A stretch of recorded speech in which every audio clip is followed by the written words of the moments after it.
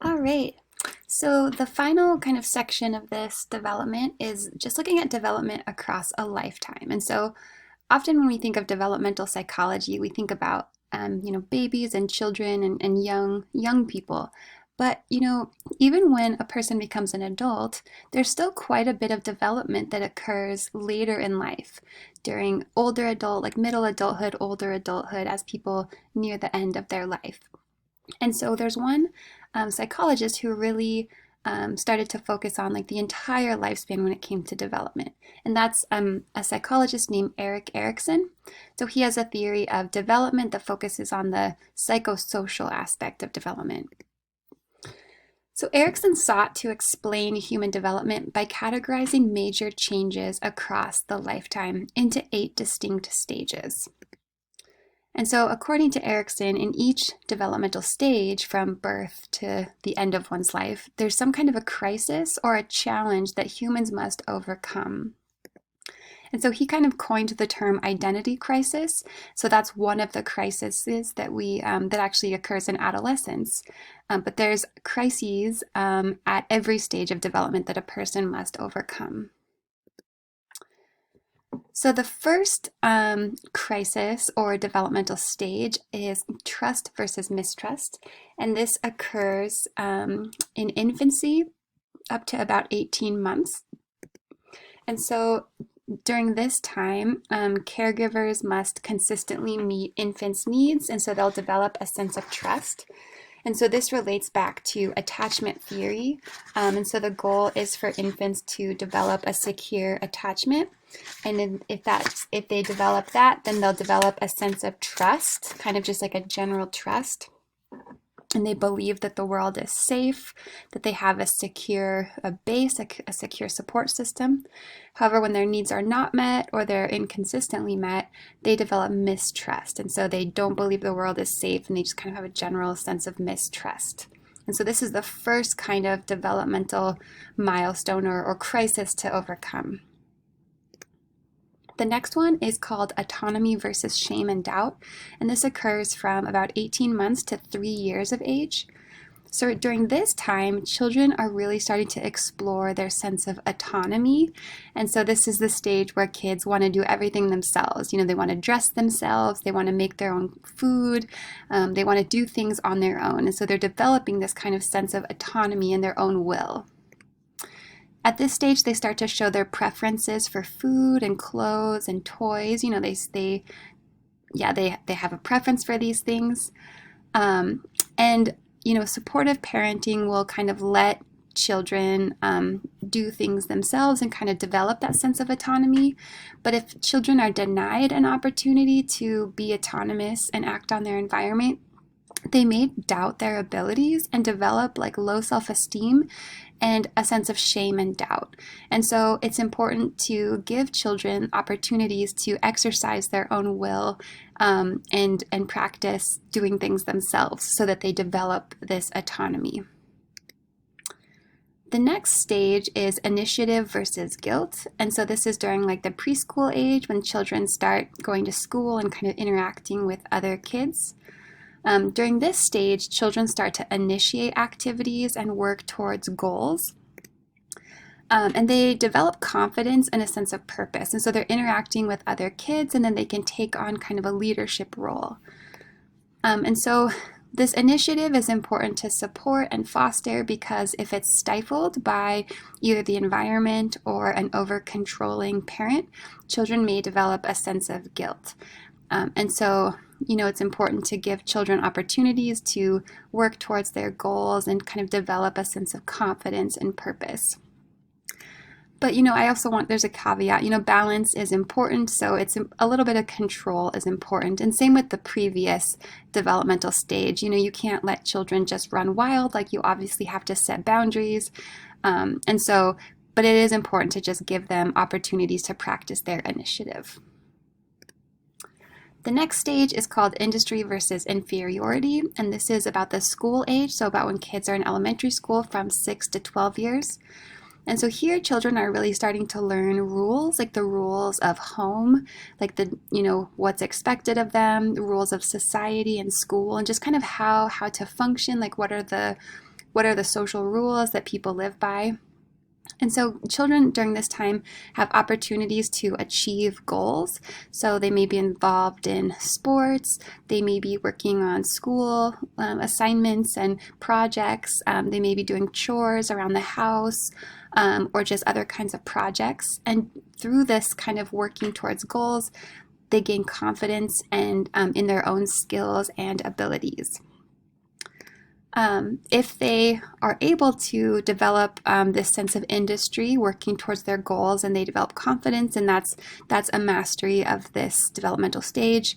But if they don't have the opportunity to achieve their goals and gain confidence, they may start to feel inferior in one's abilities. And so that's why this is like industry versus inferiority. But again, there's a caveat, like some failure is good. And so, you can't be successful in every single goal. Children must develop a sense of like modesty and humility. And so it's okay to fail. None of this, it's not black or white. It's there's some gray in the middle. And so, of course, some failure is good, and we all fail. And so that's just part of life. The next one is during adolescence. And so this is identity versus role confusion.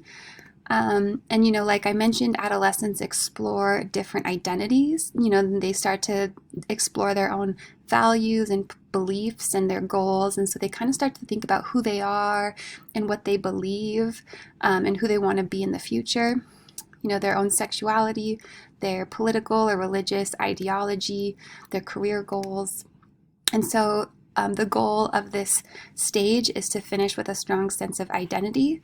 Otherwise, an adolescent might be confused about their identity and kind of who they are, and then they'll take that to the next developmental stage. The next one is intimacy versus isolation. So this is young adulthood up until about age 40. And so here people begin to share themselves with others and develop intimate relationships. So the goal is to develop happy and committed relationships. The alternative is to avoid intimacy and experience isolation. So one thing that I like to point out here is that these developmental stages tend to build off one another. And so if a person develops a strong sense of identity in the previous stage, then they can move on and develop intimate relationships. And so it's important to master these early developmental stages because they kind of build on one another. And so like if a person is confused about their identity and they didn't quite master that stage, then they're going to bring that developmental crisis into their next stage. And like that's fine. It just means that during these years in young adulthood, someone may still be grappling with their identity. And so they're kind of like working through that developmental milestone, and then maybe also, and then they can work through this intimacy milestone. And so they kind of build on one another. Okay, the next one is middle adulthood. It's generativity versus stagnation.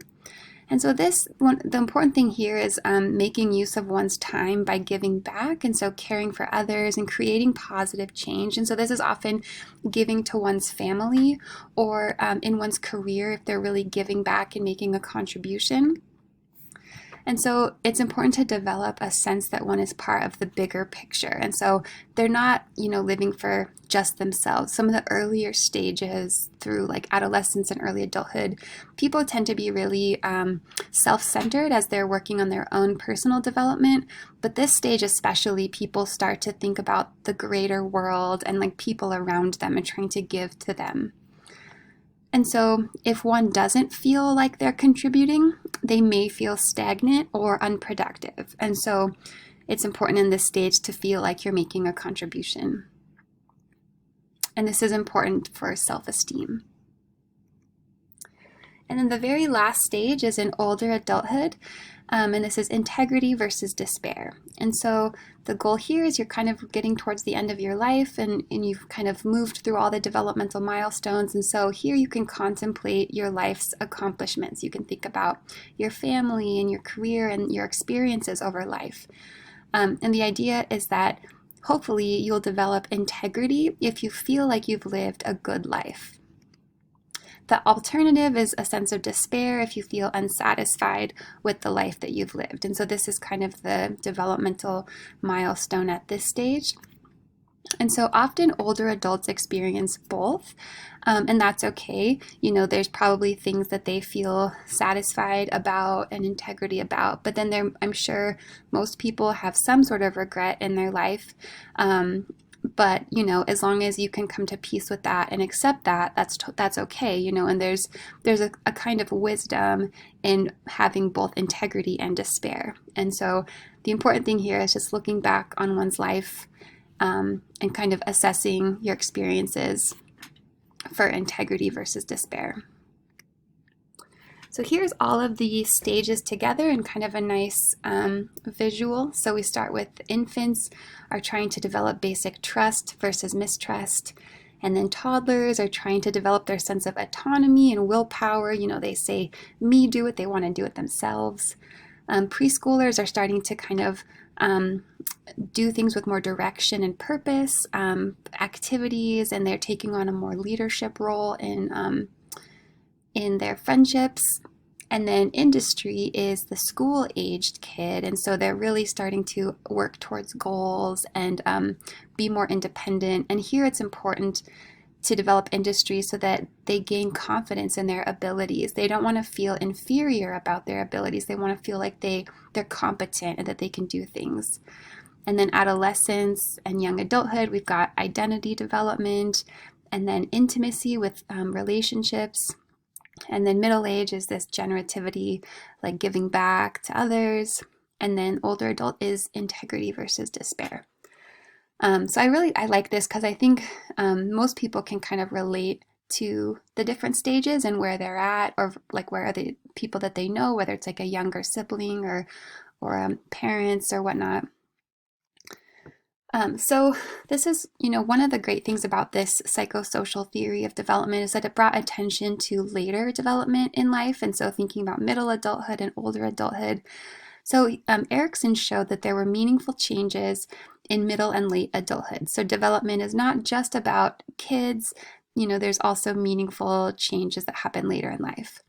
The theory is also pretty face valid. And so, like I mentioned, most people can relate to the various stages. I mean, there's not really, it's not really like mysterious or controversial. Most people can relate to the different crises that happen.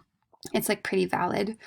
One of the critiques is that the theory is kind of vague about the mechanisms or causes of the development. And so we know that people go through these changes, but it's not clear like how people resolve these developmental conflicts or crises.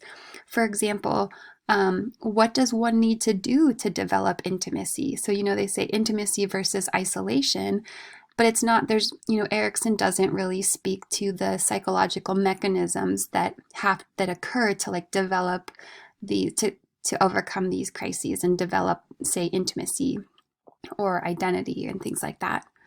And so it's useful to just think of this theory as like a general framework, as kind of an overarching framework for development. But the specifics, the mechanisms are a little bit more vague. And so it's just kind of helpful to think of it in general terms. Okay, so that is the end of the lecture for development. I really enjoyed speaking to you all today. And then I will be back with you for chapter 8 on learning. So hope you guys learned about development, and I will put my email address in the slides. I'd love to hear from you if you have any questions about the slides. So yeah, I'd love to hear from you guys, and I know that Ken will be hosting office hours, and so I'll try to make it to that as well. Okay, have a good one.